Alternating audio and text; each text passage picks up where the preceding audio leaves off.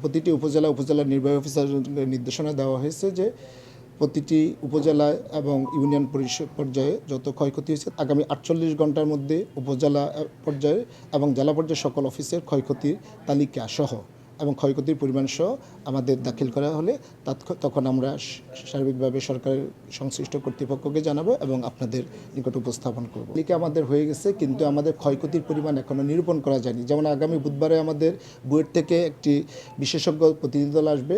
এই ভবনগুলো ব্যবহার উপযোগী কিনা, কী পরিমাণ ক্ষতি হয়েছে বা পরবর্তী করণীয় কী সে নির্ধারণের জন্য আমরা আপনাদেরকে কোনো আংশিক তথ্য দিতে চাই না। আমরা আপনাদেরকে পূর্ণাঙ্গ এবং সঠিক তথ্য দিতে চাই। তার জন্য সময় নিয়ে আমরা কাজগুলো চলমান রয়েছে এবং আগামী 3 দিনের মধ্যে এগুলো আমরা চূড়ান্ত হবে। তখন আপনাদেরকে আমরা আমাদের ওয়েবসাইটের মাধ্যমে, ফেসবুক পেজের মাধ্যমে এবং আপনাদেরকে আমরা প্রেস ব্রিফিংয়ের মাধ্যমে জানিয়ে দেব।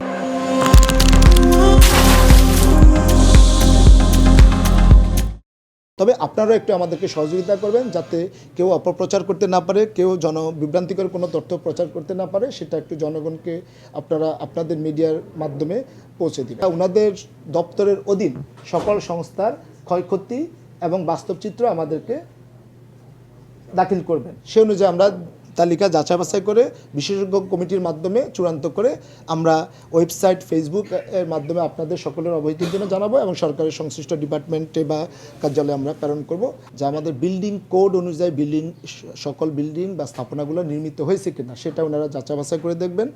আর পৌর প্রশাসক সহ উপজেলা নির্বাচনের নির্দেশনা দিয়েছি যে কোনো ঝুঁকিপূর্ণ ভবন রয়েছে কিনা, ফাটল হয়েছে বা আংশিক ভেঙে গেছে, সেগুলোতে আমরা ইভাকুয়েট খালি করার প্রয়োজন কিনা সেটা আমরা